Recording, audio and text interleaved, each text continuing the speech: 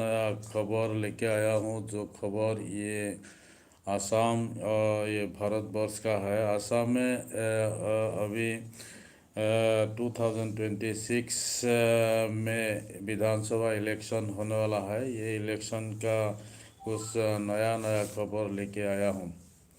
देखिए ये पहला खबर है। बीजेपी नेता कंबल बांटा।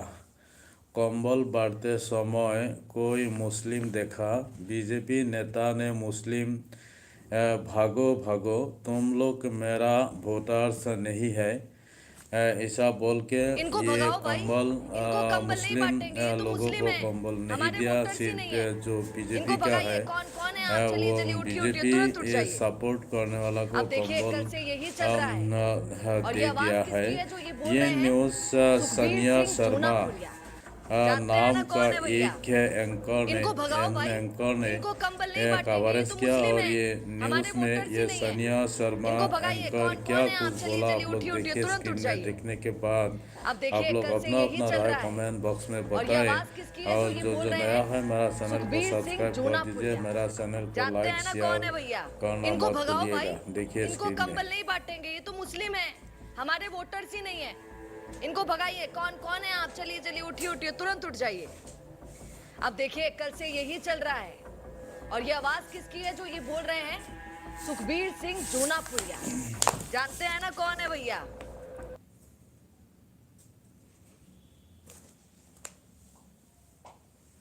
खड़ा है, मीणा भी खड़ा है, गुजर भी खड़ा है। 36 कौम के लोग हम इनके साथ खड़े हैं। इस तरीके से अपमान करना कतई बर्दाश्त नहीं होगा। हम कल ही टोंक सोए माधोपुर से इकट्ठे करके हम भीख मांगेंगे, चाहे कुछ भी करेंगे, आपको पूरी लौटा देंगे। हमें नहीं चाहिए आपकी इस तरह की ओछी मानसिकता। खड़ा है, मीणा भी खड़ा है, गुजर भी खड़ा है। 36 कौम के लोग हम इनके साथ खड़े हैं। इस तरीके से अपमान करना कतई बर्दाश्त नहीं होगा। हम कल ही टोंक सोए माधोपुर से इकट्ठे करके हम भीख मांगेंगे, चाहे कुछ भी करेंगे, आपको पूरी लौटा देंगे। हमें नहीं चाहिए आपकी इस तरह की ओछी मानसिकता।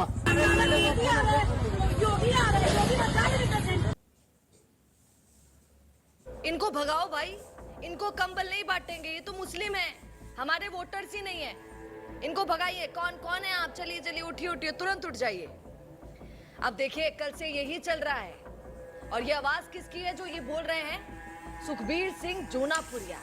हाँ, जानते देश हैं ना कौन है में भैया? क्या पॉलिटिक्स चल रहा है। एक भारतवर्ष जैसा देश में ये क्या पॉलिटिक्स चल रहा है। देखिए, भारतवर्ष एक ये गणतंत्र देश है, जिसमें ये हिंदू मुस्लिम ये सेकुलरिज्म मानकर चलता है। लेकिन ऐसा देश में बीजेपी का एक लीडर कंबल बांटते समय मुस्लिम देखकर नाराज़ हुआ और मुसलमान को भागो भागो, ये बीजेपी का वोटर्स नहीं है, ये बोलकर भगा भगा दिया। देखिए दोस्तों, ये क्या राजनीति, क्या पॉलिटिक्स चल रहा है भारतवर्ष में।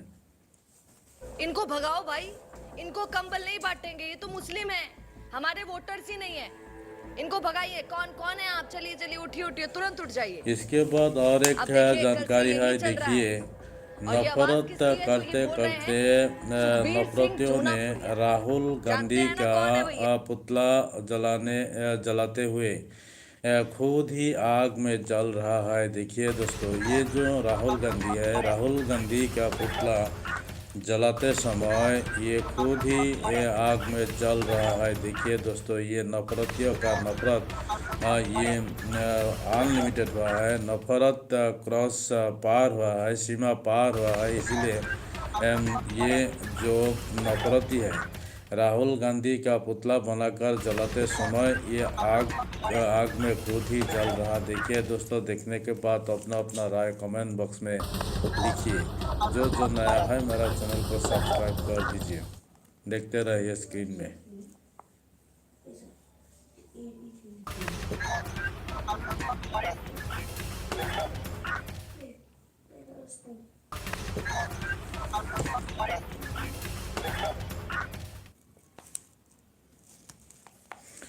देखिए, इसके बाद और एक जानकारी लेके आया हूँ। कांग्रेस का एक बहुत बड़ा लीडर सुप्रिया शिंदे मैडम ने पीएम मोदी को टारगेट करके क्या बोला, सुनिए। सुप्रिया शिंदे मैडम ने बोला, प्रधानमंत्री ने नांगे शब्द व्यवहार किया, ये कोई शब्द है? प्रधानमंत्री को बोला नांगे आप है। सुप्रिया शिंदे मैडम पीएम मोदी के लिए क्या क्या बोले, सुनिए। आप लोग देखिए। प्रधानमंत्री ने नंगे शब्द का प्रयोग किया है। ये कोई शब्द है बोलने का? नंगे आप है जिसने अमेरिका के सामने आत्मसमर्पण किया। नंगे आप की है जिसने अमेरिका के सामने भारतीय किसानों के हितों का सौदा किया। नंगे आप हैं जिन्होंने एक थाली में पूरा का पूरा डेटा परोसकर अमेरिका को दे दिया। नंगे आप हैं जिन्होंने अमेरिका के निर्देश पर रूस से तेल खरीदना कम किया। नंगे आप हैं जिन्होंने $500 बिलियन की आयात पर बात मानी। नंगे आप हैं जिन्होंने शून्य करने का टैरिफ का वादा किया। आप बात करते हैं, आपने तो एक ऐसा ट्रेड डील करी। इसके बाद और एक खबर है, कांग्रेस का प्रणीति शिंदे बीजेपी सरकार पर क्या साधा निशाना।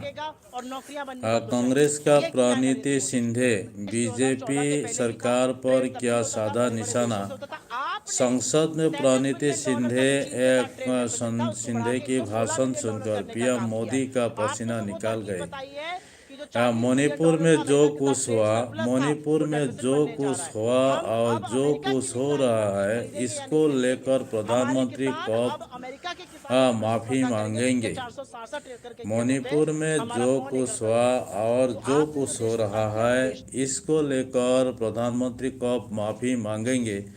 मणिपुर को लेकर प्रणीति शिंदे पीएम मोदी को टारगेट किया और क्या बोले, आप लोग देखिए। स्क्रीन में देखने के बाद ये प्रणीति शिंदे का जो भाषण है और ये प्रधानमंत्री मोदी को जो टारगेट किया, मणिपुर को लेकर माफी मांगना चाहिए। इसके ऊपर आप लोग का राय क्या है, कमेंट बॉक्स में बताएं। हमारी जो पहली नया है महिला हमारा चैनल को पंतप्रधान इंदिरा सब्सक्राइब कर गांधी जी ने दीजिए। उस वक्त के हालातों के मद्देनजर वो संवैधानिक कदम उठाए थे और उस दौरान हुए गलतियों की माफी भी देश के जनता से मांगी थी। और इतना ही नहीं, उनके विरोधियों ने गठित की गई कमेटी ने उन पर लगे सारे इल्जामों से उन्हें बारी कर दिया था। मैं आज इस सदन में पूछना चाहती हूँ मोदी सरकार से, आप मणिपुर पर देश की जनता से माफी कब मांगोगे? आप किसान आंदोलन में शहीद हुए 700 से अधिक किसानों के परिवारों की माफी कब मांगोगे? नोटबंदी के चलते हजारों लोगों के और परिवार एक जानकारी है, ये असम का जो विधानसभा चुनाव आ रहा है 2026 में जो विधानसभा चुनाव होगा, असम में ये चुनावी माहौल चल रहा है। जो बीजेपी के खिलाफ कांग्रेस का जो गठबंधन है, ये गठबंधन में राइजर दल अभी तक ये ज्वाइन नहीं किया, नहीं तो ये गठबंधन में अभी तक शामिल नहीं किया। इसलिए नहीं किया कि अखिल गोगोई, राइजर दल का सभापति अखिल गोगोई जितना सीट मांगे, जो विधानसभा सीट मांगे, कांग्रेस दल राजी नहीं है। इसका वजह से अभी तक ये गठबंधन से अखिल गोगोई बाहर है। अगर ये गठबंधन बीजेपी के खिलाफ नहीं होगा, राइजर दल, एजेपी, असम जातीय परिषद, कांग्रेस, सीपीआईएम और ऐसा कोई आंचलिक पॉलिटिकल पार्टी अगर बीजेपी के खिलाफ गठबंधन नहीं करेगा, एक साथ शामिल नहीं होगा, तो बीजेपी को हराने के लिए कांग्रेस को कोई रास्ता ही नहीं मिलेगा।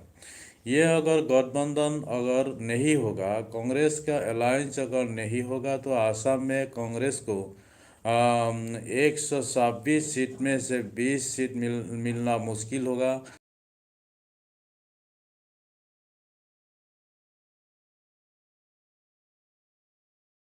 गौरव गोगोई ये जानता नहीं है, अगर ये बीजेपी के खिलाफ गठबंधन में राइजर दल को शामिल नहीं किया जाएगा, तो कांग्रेस को 20 सीट मिलना बहुत प्रॉब्लम होगा।